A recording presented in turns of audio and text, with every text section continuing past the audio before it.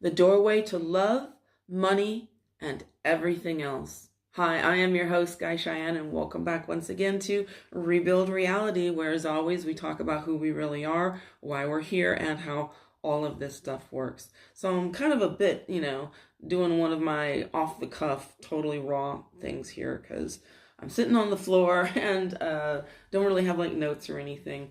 But so there's a doorway within us. And we all hear, right, that, all is within you. And we're like, where? So it seems to, it like kind of falls in line with all these other esoteric things that the conscious mind is like, I don't even know where to begin. That's a nice thought, but how do I integrate that into my reality, right? So whatever it is that we always think we want it from the outside world, right? Well, I need it, I need the love, I need the money, I need the success, I need the whatever it is. I got to get it from out there.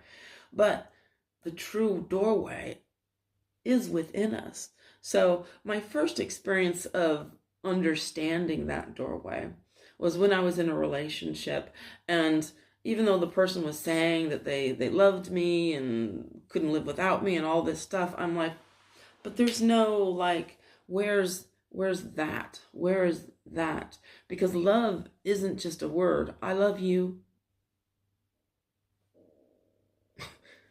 I need some more, I need something more than that. So love is actually that connection that people make through their eyes where there's not a word spoken, and it's just like,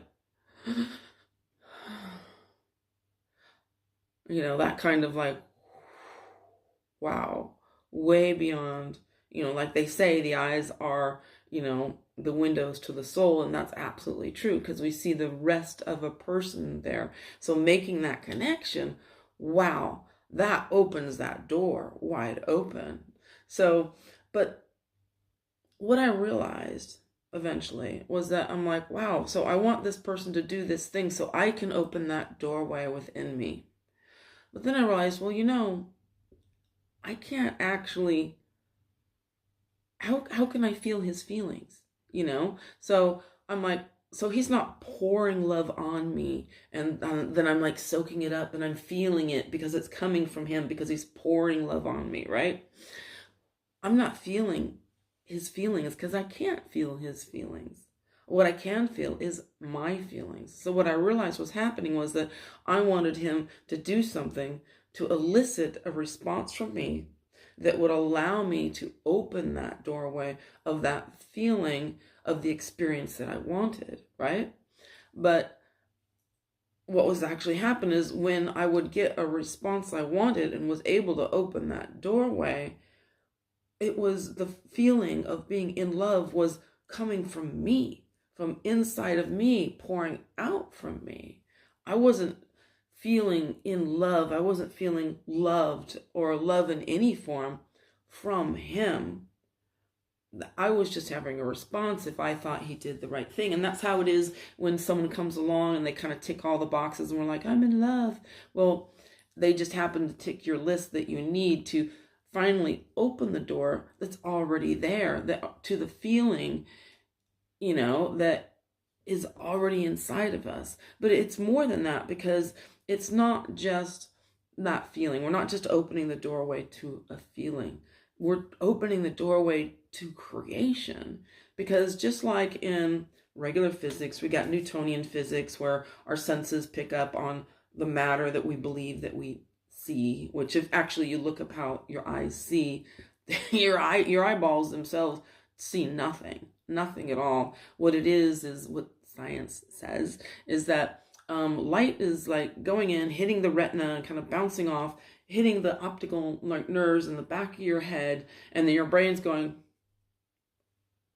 I think it's this, seems like this. So it makes an assumption based on what it's used to, the signals it's used to receiving, which is why, when we rely so heavily on our eyes to believe in what we think is here. But that's kind of not really how we see at all. In fact, there was an experiment, I think it was done in the States too, but I know it was done in the United Kingdom, where they have, and it's still an ongoing thing, where they would teach children to see without their eyes, and adults too, and do other things as well, like, I don't know, go through an obstacle course and things like that. Sorry, I know I'm always pulling on my hair because it's always doing these weird little things. Anyway, like I said, totally raw. So, so what they did was they would put these blindfolds that, like, you totally can't see through, tested and everything. And they would open up a book and they'd be able to read it. Like, no problem at all. So that's when they realized, they're like, yeah, we're not seeing with our eyes, but we're seeing with our perception and our assumptions, which are keep assuming the same thing, right? Because as we know, as we've talked about, we are actually perceiving 0.1% of reality.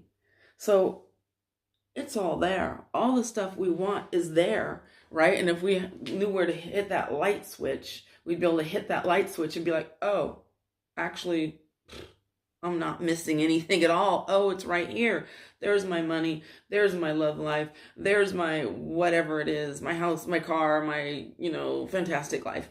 So, but because we've dimmed down that, and we're only having a tiny little bit of light here, so we can't see because we're in the dark. And that's what the illusion of separation is all about. Because if we knew that we had all the stuff right here, there'd be no experience. We'd just be sitting back going, yep, got everything, so there'd be no experience of another, of the adventure, of achieving anything or doing anything at all, right?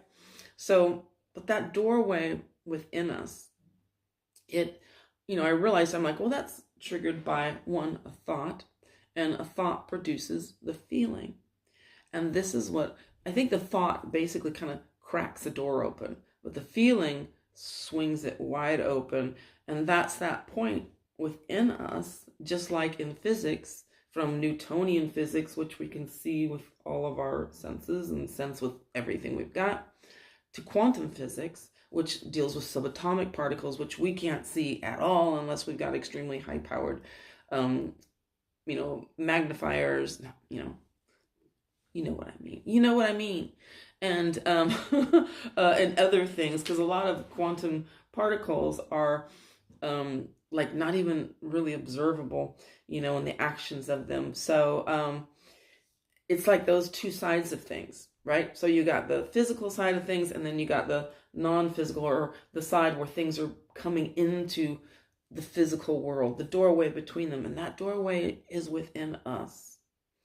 So that love, that money, all of that is right here and right now. And it's because we're in the dark that we have that belief in lack, that belief in separation, that feeling, makes us wonder, like, where does this stuff come from? Because we feel separated. We feel not whole and incomplete. And that's what gives a rise to not having things, to the belief that we could be without anything.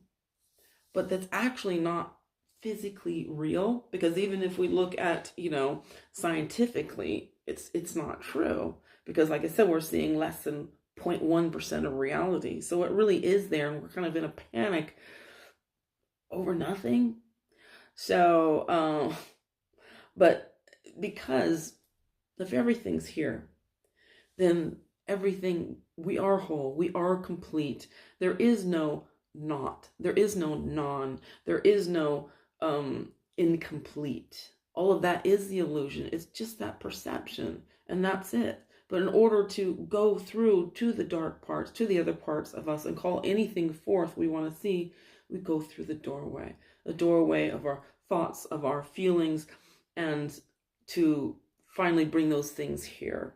So this is kind of like a different way of kind of looking at things, because a lot of times that I like to do that, because sooner or later you get to that point where you're like, ding, and you get it, because you've heard it in a different way. So I hope that has helped. Anyway, I am your host, Sky Cheyenne. As always, thank you for being here with me on Rebuild Reality.